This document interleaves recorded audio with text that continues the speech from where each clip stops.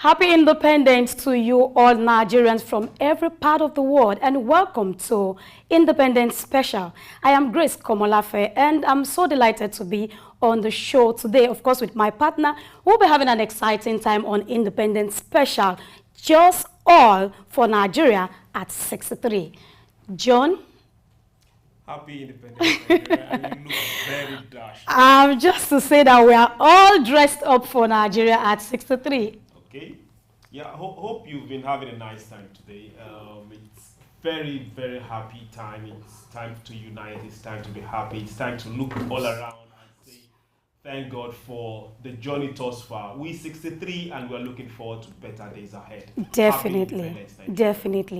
Happy Independence, everyone out there. Okay, so we'll be looking at some topics, and we want this to be a phone-in program, so you can call us and share your opinion on the topic. We'll be looking at labor movement, the past, the present, and the future. And of course, we'll be looking at poverty alleviation. But I think we need to go on a short music break. It's time for celebration, Let's shake our body, shake our body. So when we come back, we'll just dive into the topic. And of course, we'll be calling out the phone lines through which you can call us and share your thoughts. Let's go on a short break. We'll be right back.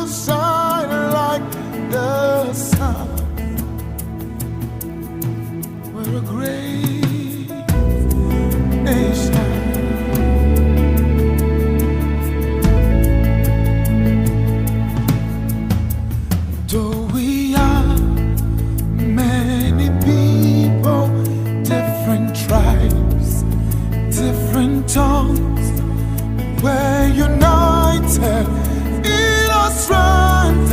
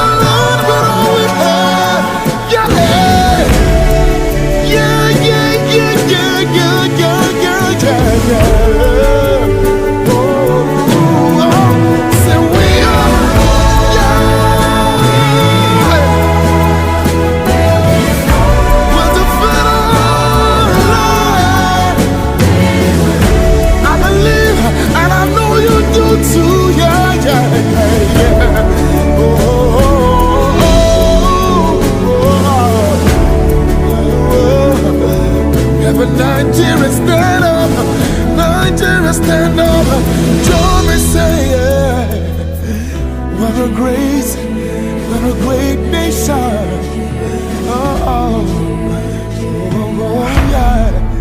Ooh.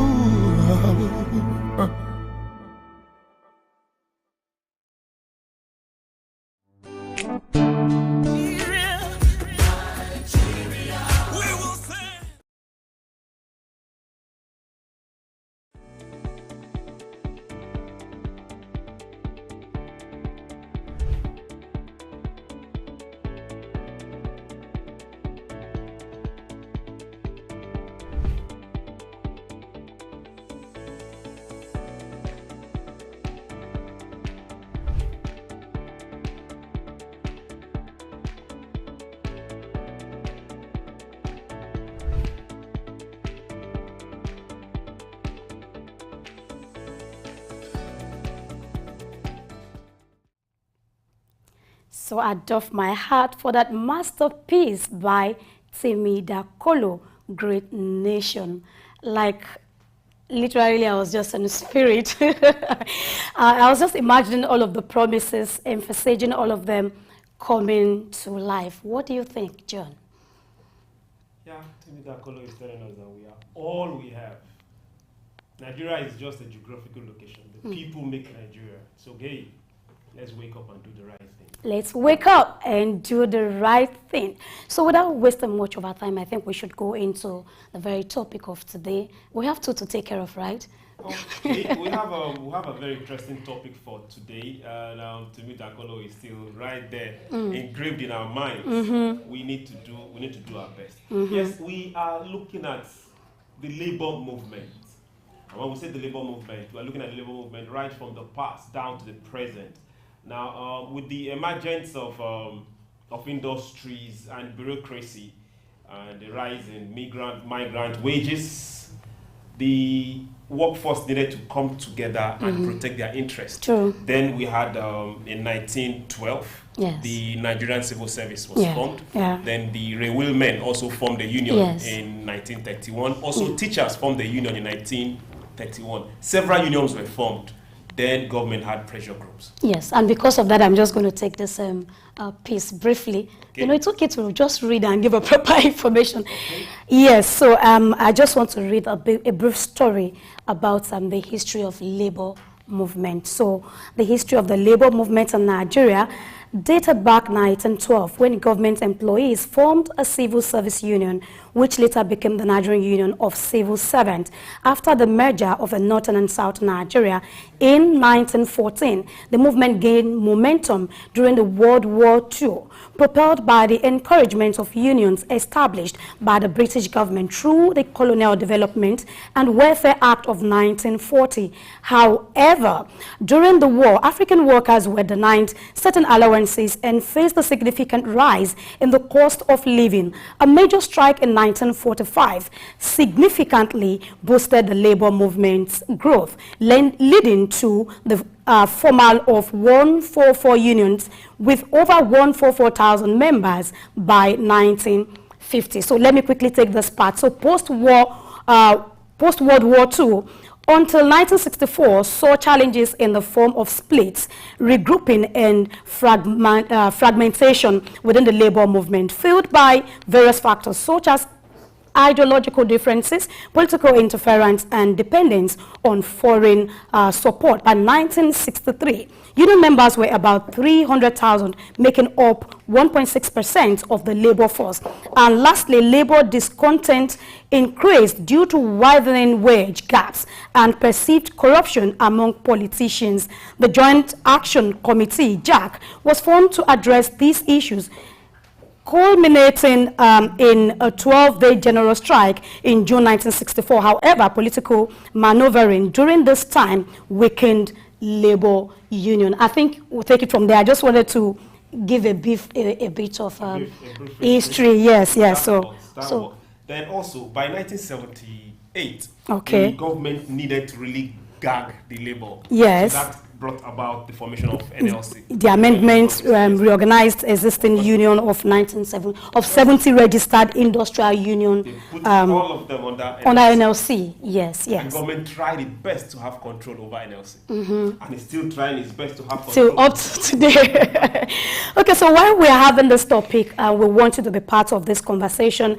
And the number to call is 091-3817-97049. I'll take that again. 091-381-97049. One more time, 091-381-97049. We want to speak to labor movements from the past, the present, and the future. Okay, and when you call in, we want to hear from you. Do you think Labour has really represented the Nigerian? Yes. Do you think Labour has lived up to its bidding in not just fighting for their rights or their wages or their work environment? Have they really represented the Nigerian workforce? And have they represented the Nigerian ordinary person on the streets, in the farm, in our various homes? Yes. Most times Labour will call for strike. Either they are not supporting a policy of the government, or either they are not in tune, or the government is out of tune with what Labour is trying to preach, and both get to disagree. Then we see call of strike, or majorly what happens around is there's a fuel increase. Then we see Labour say no, government say yes, and they say no. I kept asking, what was actually the initial motivation, behind the move for having this movement? What was the initial motivation? Labour itself was Labour itself was part of the struggle for independence. No. Let's so we give it to them. Yes, part of the struggle for independence. And for a lot of developmental issues and developmental things that have come out of this beautiful country of ours, Labour has contributed immensely. Then we're also going to dive into several other sectors of what Labour has come to be now, and what we perceive they should be, and how they have come through that. We will open up the phone lines and want to hear from you. Yes. But now, remember, I have a question. Okay. Sisi? Go ahead. For our past Labour presidents or Labour leaders that have gone into politics, yes, do you think they have fared well? Well, that's a big question, because it's something I think I actually thought over it, and I was like, okay, so if you have a particular person at that point, way back, pushing for one benefit or the other, wages, and all of that, increments of staff benefits and all of that. And today, we find them in key roles in governance. And to some extent, I won't say that Nigeria is not doing good enough. We are not doing badly at all, to be very candid. From where we were before, it's not the same place we are today. So I really wanted to mention Adam Oshiomhole. He's a major driver when it comes to, the labor movement. He did a whole lot, and today we have him in government. So has he represented what he represented well?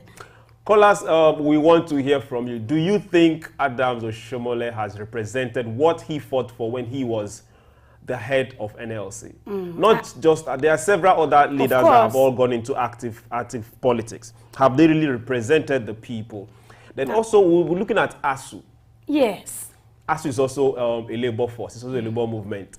Have ASU really fought for the students? Have they fought for their fellow staff? Or has it been fragmented down to some personal interest? And how has their fight over the years affected the Nigerian student? Yes. Affected the parent at home? The parent at home. Because now you have to keep your child for extra 2 years, and the child is still not graduating, and we are not sure when the child is going to graduate. You are not sure. Hey, you don't let's get to hear from you. That's it. So the numbers to call, 091-381-97049, and I take that again, 091-381-97049. The phone is ringing. Okay. So we have a caller. Hello, good afternoon. Hello, good afternoon. Good afternoon. Your name and where you're calling from? Okay, my name is Paul from Abulegba. Paul from Abulegba. Thank you for joining us. Happy Independence to you. Oh, same with you from here. Thank you. So what's your contribution? Labor movement from the past, the present, and the future. What's your contribution? Okay, I think personally personally, for me, I think the labor movement before is tried, but these days we only see them with banks of money and all those stuff. So they are not really doing what they're supposed to do. Imagine the strike that most of the time when they call for strike, maybe at the right time they will change. And I think there's a need for them to also look for better engage the government rather than going on strike. There are better ways to handle issues like that. They should look for more creative way to engage the government rather than going on strike. Because if you look at the impact, the effect of strike action on the economy, you discover that it is very, very, it has harmful impact. So I think they need to be more creative in engaging the government while demanding for certain things.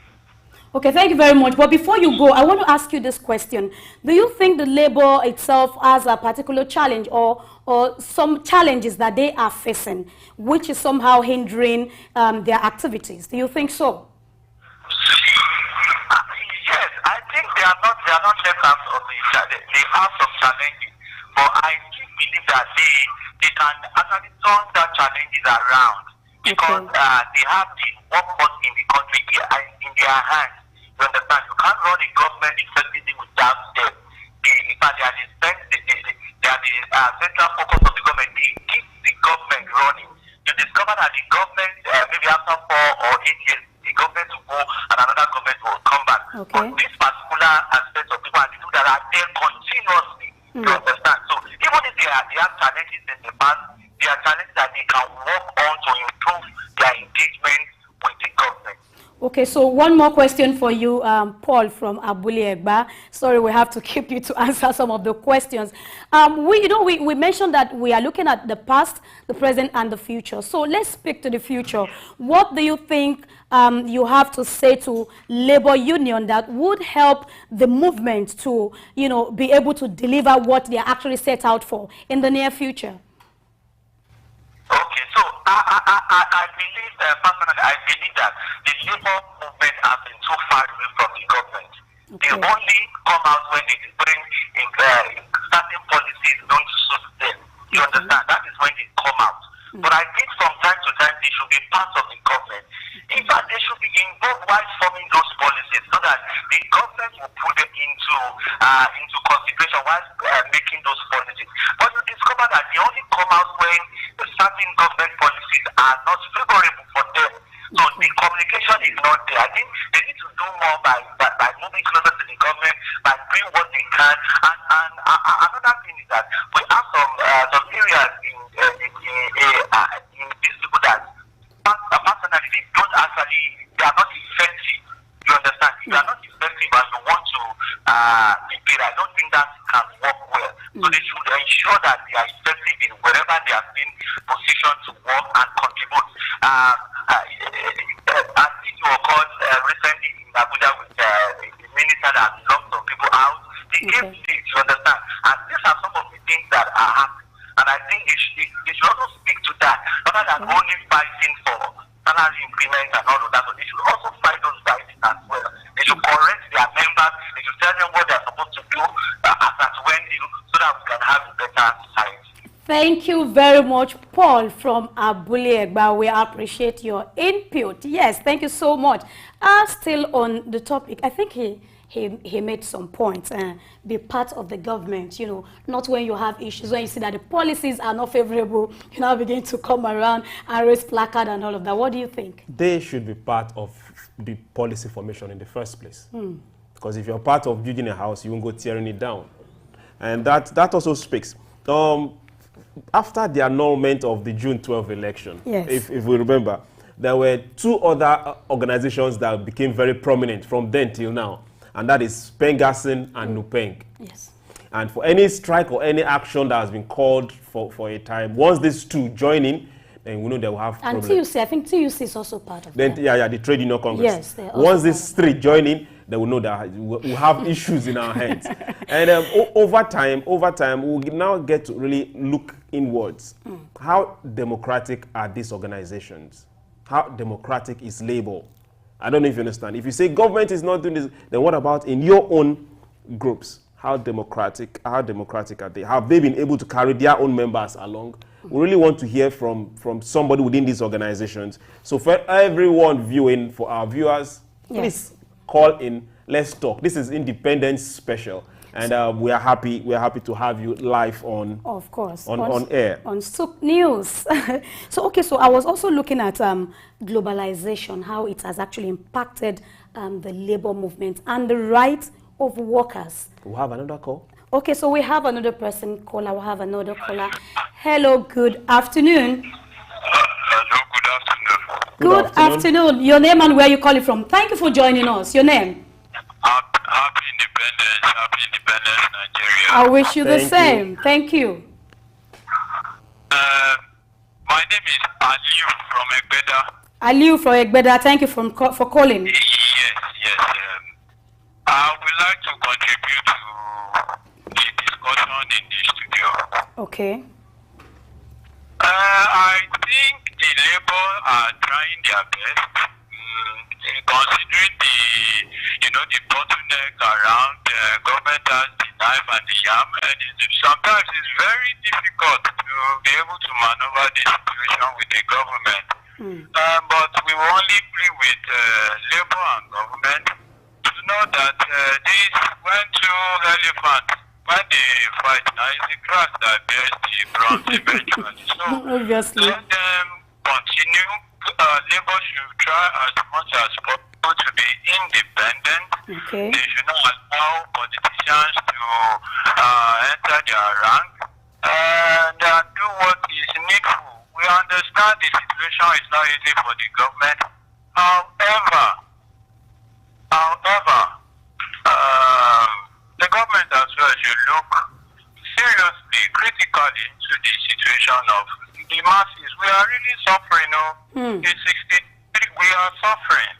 Basically, we are suffering. But you can look around. It's telling critically on the condition of everything in the nation. And so let's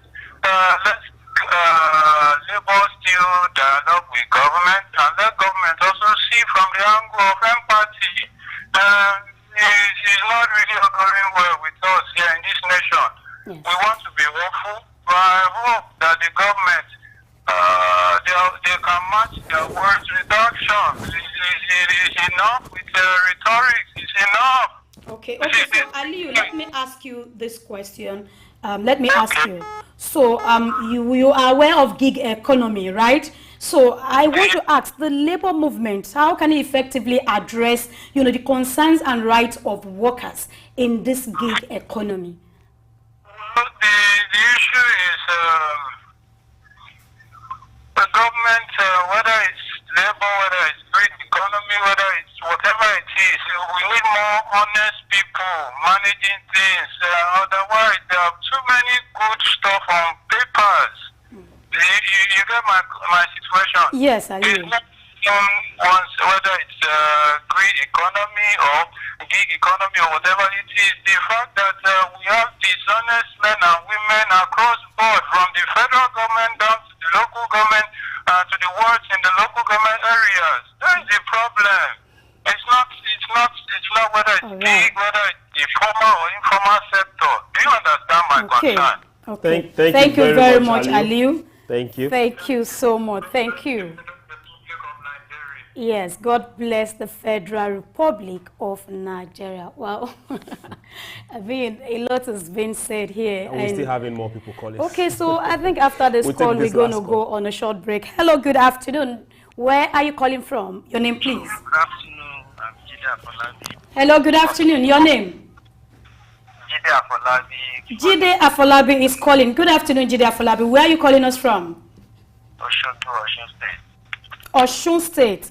Wow, thank you very much for joining us, Jide Afolabi. So we've been talking about labor movement from the past, present, and we're also looking at the future. What's your contribution? Well, the labor movement as it is today cannot be compared to what we had in the past. Look at the regime of Bashir, the regime of Rochelle Mode, coming to Abduai Doma, Yuba Waba, and Pobraf to Ajiru, who's coming from this marginalized, you call that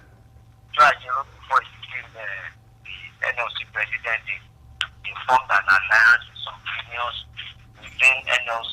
Can you be a bit audible, and I think it's not so clear. We'd like to hear you better, Jide. All right. Can you hear me better now? Yes, we can hear you. Okay. I'm saying that we cannot compare the labor movement years to what we have today. Okay. And if you look at the likes of the 80s when we had Pascal Bachel, Okay. the late 90s when we had Adam Shishomole, before Abdullah came on board in 2007. Then in 2016 we had Ayuba Waba. You will recall that during Ayuba Waba, the second tenure during the election, there was a faction where we had some affiliates of NLC forming another union, Okay. which was called the United Labour Congress, ULC, led by the current NLC president, Joe Ajaero. Of course, they later met Francis and they returned to NLC, but for the fact that they left NLC at that time to form ULC showed the cracks within the labor movement. And of course, not that much problem with TUC, but we have not seen much leadership in TUC like that of NLC.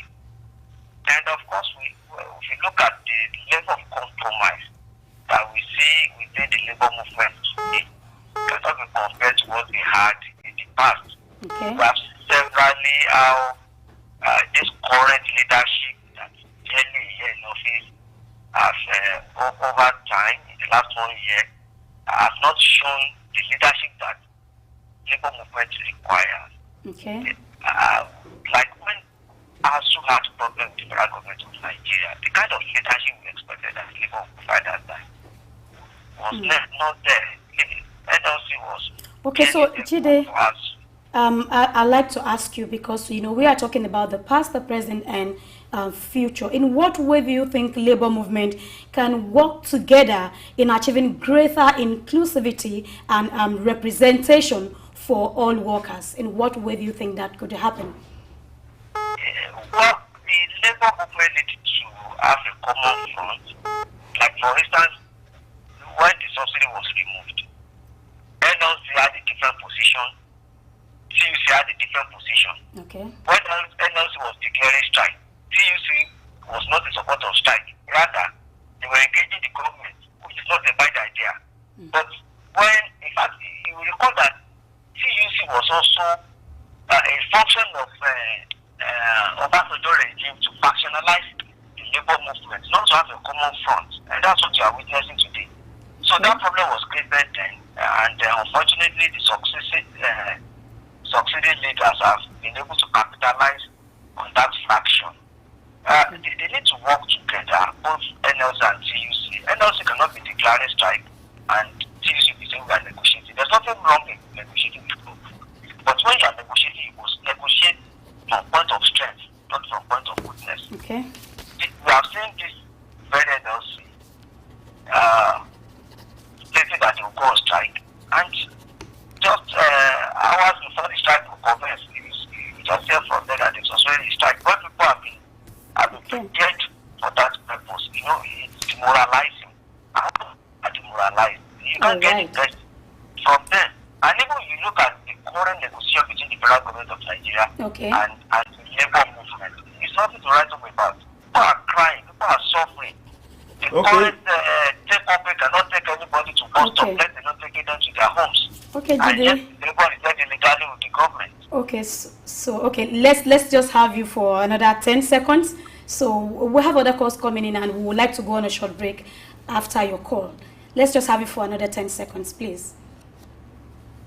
Do you think the labor will have right now? Do you think they have a lot to play in progressing democracy and making sure that Nigerians get some benefit in this particular era we are, Jide? Absolutely. Labor creates wealth. The economy cannot do without the labor.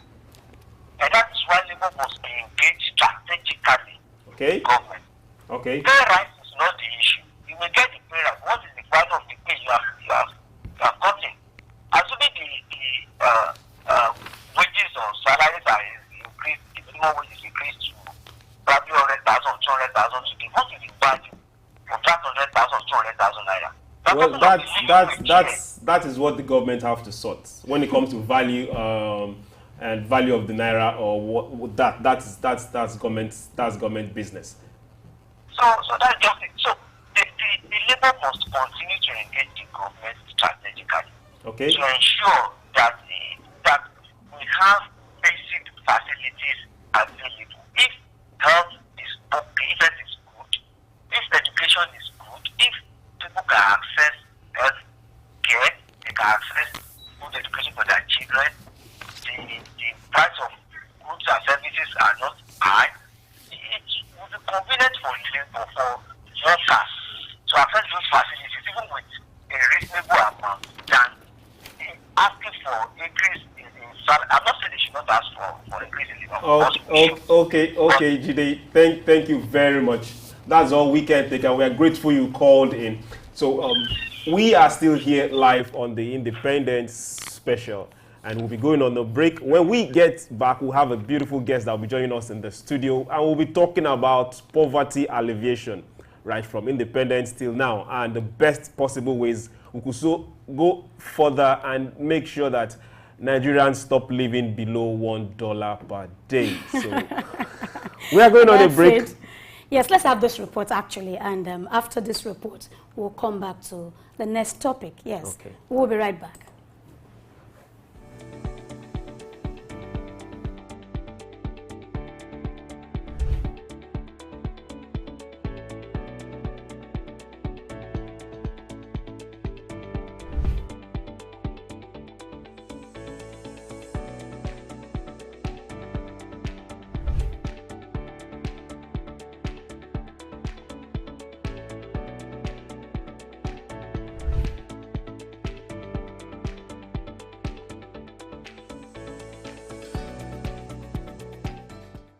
Transportation is one of the most important sectors of every economy, and it is constantly evolving, impacting individuals and businesses.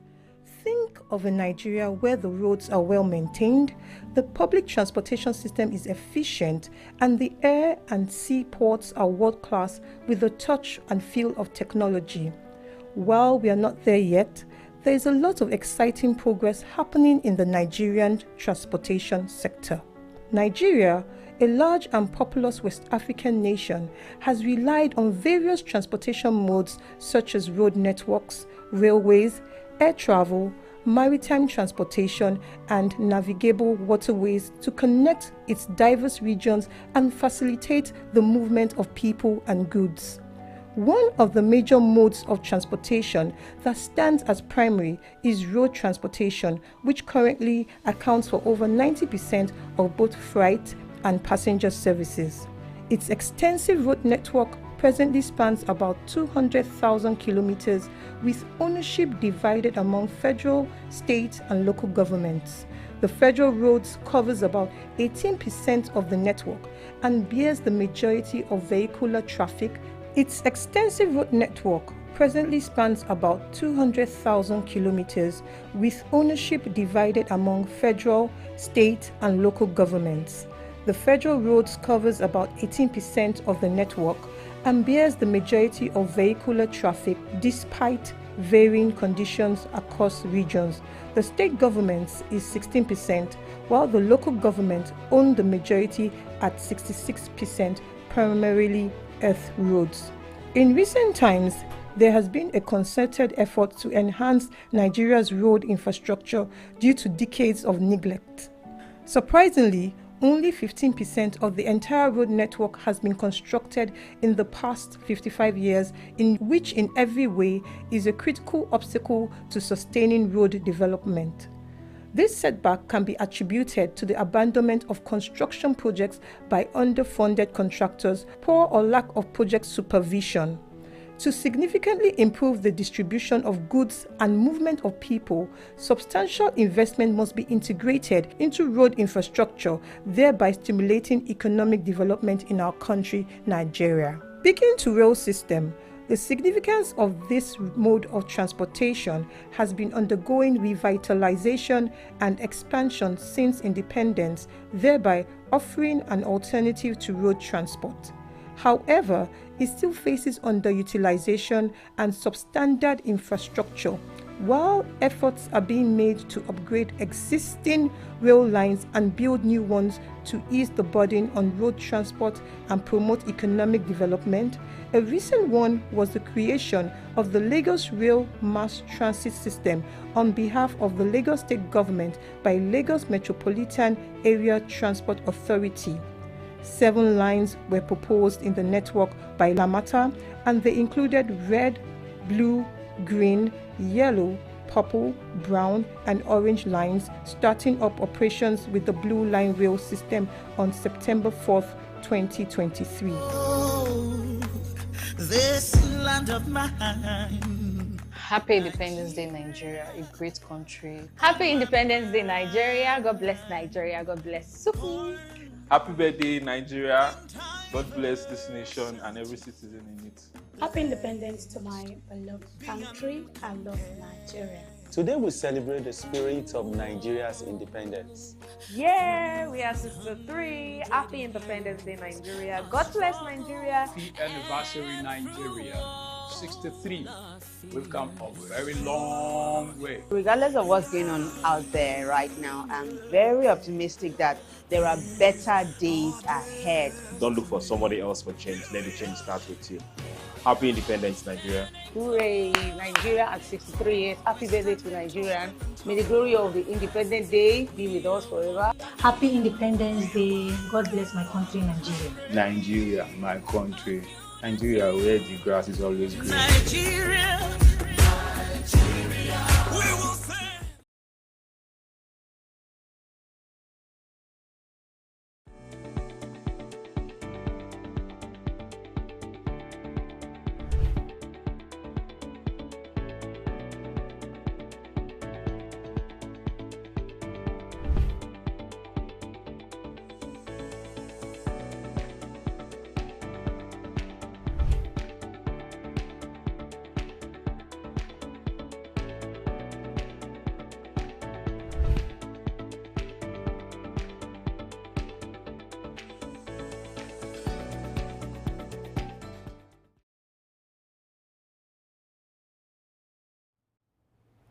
Okay, welcome back from the break. We are still live on our Independence Day special on Souq News.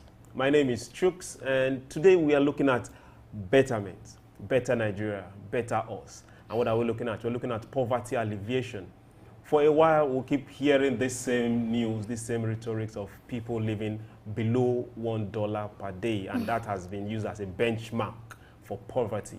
And we'll keep seeing different forms of statistics that we don't want to believe and we don't want to take. So we are looking at better ways and better days ahead. With us in the studio to discuss this poverty alleviation is no other but our very own in-house Dr. Sam. And very soon you get to see his face.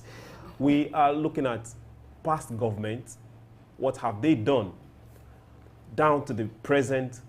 Then we look at the future. What should we do to get things better? Get Nigeria working, get Nigerians working, get Nigerians productive, put food on our table, get to export things more and import less. I want to say thank you very much to everyone that has kept faith with this country and has believed. And for those that have left, there is no problem. But always remember home and send back those foreign currencies. Really, I think it's necessary. You know, remember home and send back those foreign currencies. A lot of them are doing that, trust me. So, you know, so speaking to poverty alleviation, if you ask me, I would say to some extent, the government is really pushing.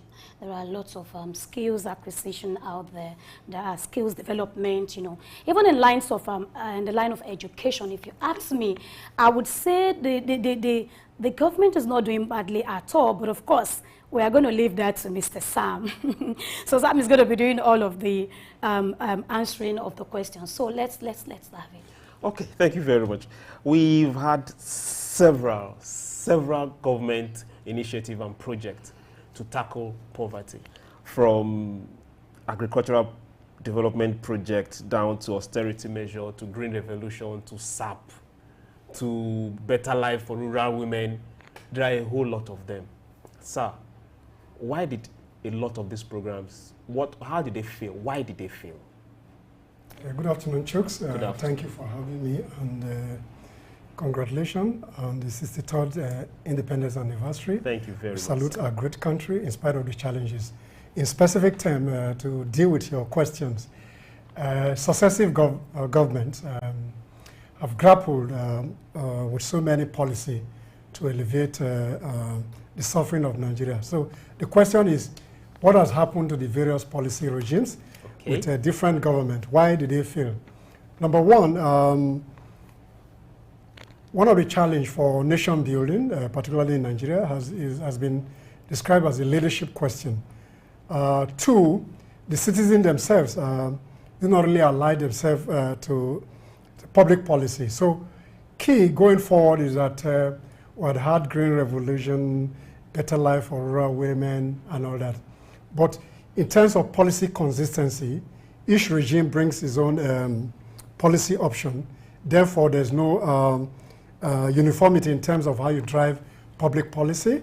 So at 63, what we need to do as a nation is to see how we can harmonize, aggregate all the various policies in the past that have not worked, find a way to review and reform the various sectors so that we can drive poverty alleviation for greater and shared prosperity among citizens. Okay, thank you very much. I just want to mention this green revolution. 90% of people living in the village are farmers. I hope I'm right. More than 90%. Yeah. And that is food security. Sir, if a government decide that we are going to assist farmers, be it subsistence farmers, be it big-time farmers, and they go out on their own and give out loans and send workers down to the villages to help these farmers, why are we still having issues?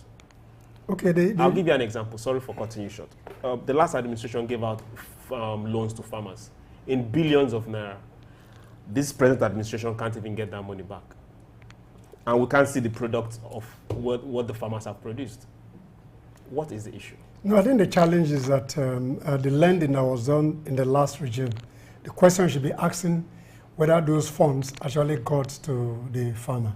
The answer is neither here nor there.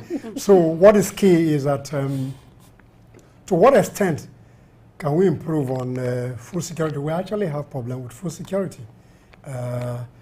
The level at which we play in terms of agriculture is still a subsistence level. So we should be encouraging mechanized farming and see how we can improve on the value chain of agriculture to involve processing, packaging, and opening access, what we call market access, to the farm gate so that the products can come from the rural area into the community, first and foremost, to provide food security. Then you can export whatever is left. So going forward, as 63, what is key is that we should focus on trying to improve on the agricultural value chain so that whatever we produce at the rural area, they have access to markets. Those loans get to the real farmers so that we can increase farming productivity, which will translate to share national prosperity. The loan gets to the real farmers, not somebody in the office. I think that's very important. I also wanted to speak to that, earlier, because I think we realize that most times when they speak about a particular program for farmers, we see a lot of people from the urban, taking advantage more than those in the rural area. So, and sometimes, like the issues of the palliative, for example, you see that these things are stored somewhere and it's not really getting to the root, where it should. I mean, can you please speak to that? Probably what government needs to do to ensure that these things get to them. Those, at rural areas, are there skills acquisition program, how they ensure that it gets to these people, not just people outside in the city and all that, and we'll begin to show them, televise everything to say, oh, we are doing this, what about those people back there?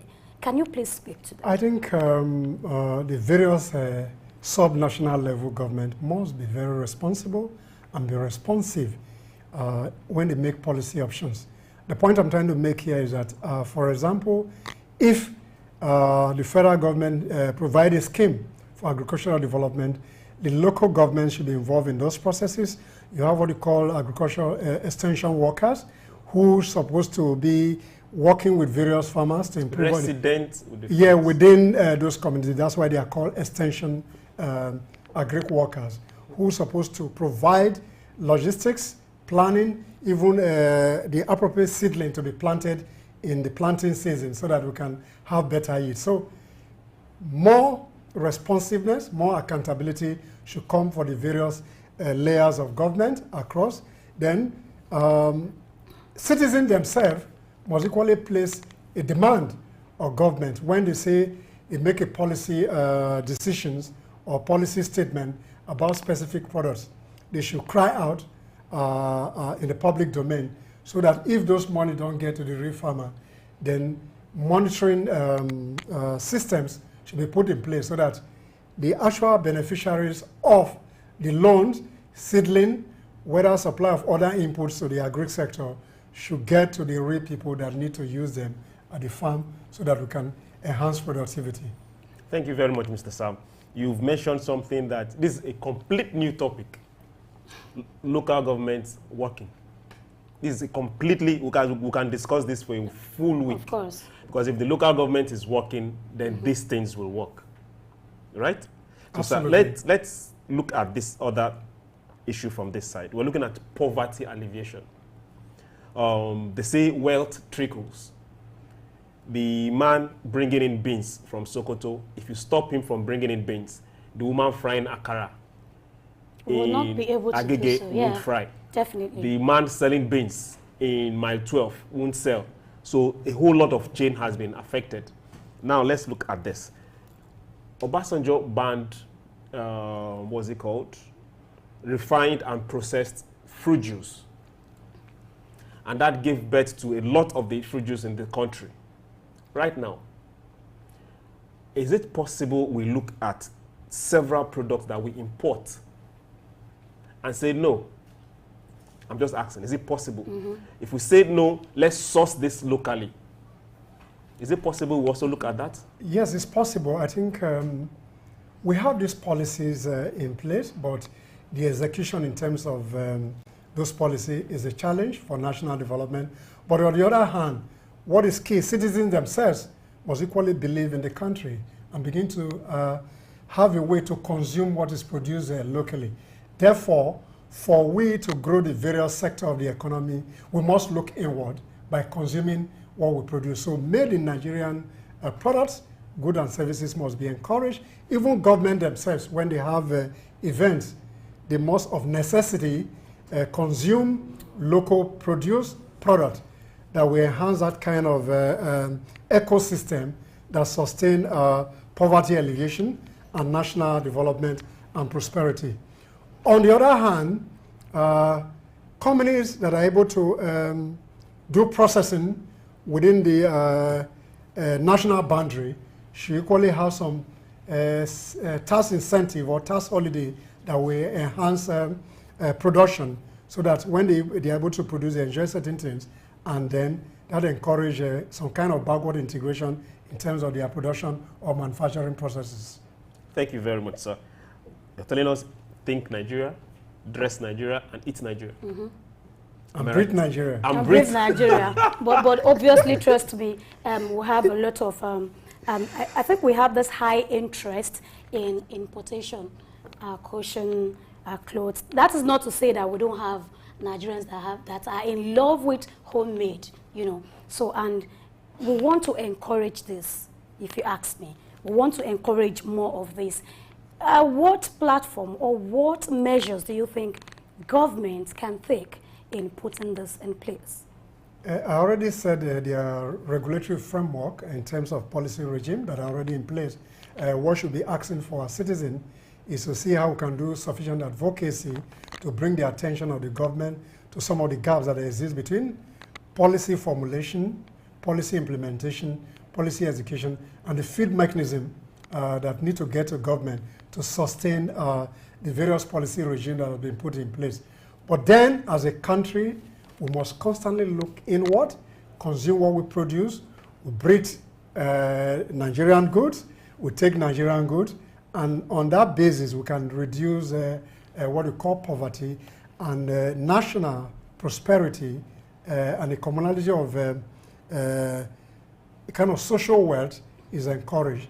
Then, when there's prosperity, everybody is happy for it. Okay, looking at purchasing power. If you went to the market 2 weeks ago and bought a basket of tomato, I'm very sure what you're going to buy this week is different, which means you've lost value. Am I right? Yes. Good. So, sir, and we keep tying our economy to the dollar. Each week or each day there is a rise or a bump in the dollar. Things get to change around here. How can we change this? It's essentially by looking inward, and some of those issues we already addressed earlier in this conversation, just to put them into perspective, is there's so much dependence on import. And once there's so much dependence on import, then you struggle with your forex regime. So therefore, to reduce the pressure on the Naira, there's a need to... Is the Naira on pressure or... No, it's the Naira that is pressured now, because if you are changing maybe $1 for 1,000, then your currency is weak. So the Naira is on high blood pressure. Yeah. All right, so what is key for me, the point I'm trying to make here is that once we're able to consume locally, and the ease of doing business is sustained, and you source your raw material locally, and the government trying to close the border to some extent in terms of what you bring in, then that will ginger local production, and then the value for your currency when you're able to consume locally, and your ability to depend on forex, which is essentially on imported item, will reduce, and your currency become a stronger currency.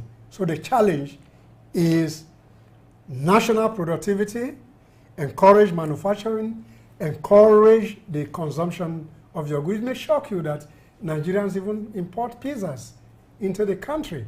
So that's a major challenge. So how will you import pizza into a country where you have substitute products that Nigerians can consume? In that breadth is key that we must sustain our local manufacturing practice.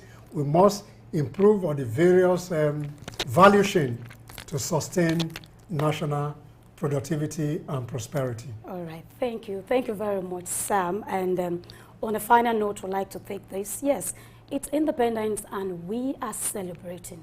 Of course, there have been challenges from every aspect, you know, and of course there've been progress so far that we can, you know, we can key into.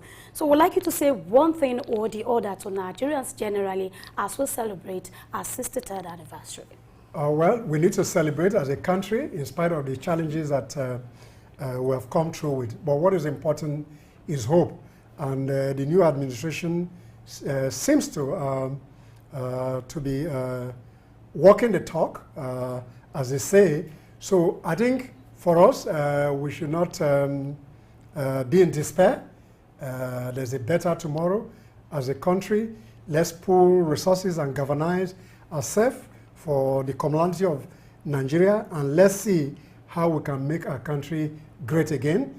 And once we make our country great again, then the unity, progress, and national prosperity will be sustained, and everybody will be happy for it. So once again, I congratulate Nigerians. Let's celebrate in spite of our challenges. The future is bright for us as a country.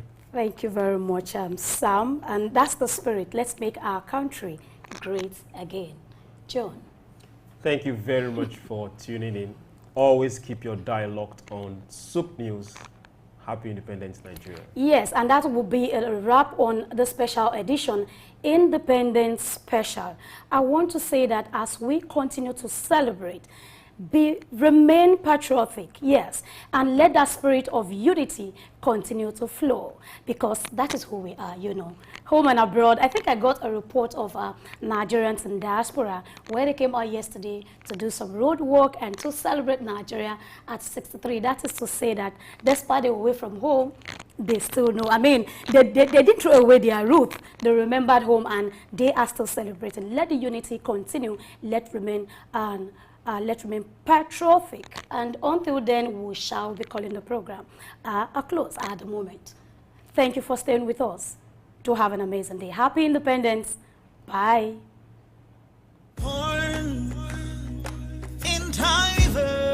Happy 63rd Independence Anniversary to all Nigerians. And I think there's no better time as a people that we will need to reflect on the journey so far. Indeed, Nigeria is described as the giant of Africa, and so many people had referred to this giant as a sleeping giant. And as we mark this anniversary, every Nigerian must realize that the greatness of any nation is the sum total of the greatness of its people. And we don't need foreigners to help us build our country. We have to build it ourselves. And this will require us to imbibe some certain culture that will transform the way we do things in our environment. We need good values, good moral behavior. We need high level of hard work and productivity to really make the Nigerian of our dream. Our forefather contemplated it, and the honors and the baton is on our hands to realize the dreams of our founding fathers. And this requires a whole lot of innovation, a lot of creativity, and all hands must be on deck to support the administration to succeed. Because if the administration fails, all of us fail altogether. And we don't have another country that we can call our own, except this one that God has given to us. Nature has blessed us with so many resources, both underground and below the ground. We have the intelligence, we have the capacity. All that is required at this juncture is that we put behind us political considerations so that we can focus on development issues and talk things that are economical, things that are prudent, things that are responsible to see that the nation is on the trajectory of growth. And until all of us put our effort together, we may never reach the realization of the dreams of our founding fathers. And that is why this appeal is being made today on the occasion of our independence anniversary, that we should put all the differences behind us. Let's harness our diversity and use it to build a nation that all of us will be proud of, and our children's children will be proud of our efforts. The onus is on you, the onus is on me. We need people to support us in these efforts, but nobody will support you when you are doing nothing. And that is why our initial seed is required in this regard to make Nigeria a great nation through the giant of Africa. And I think this is possible. It is doable. We can, and we must do it at this juncture. Thank you. God bless you.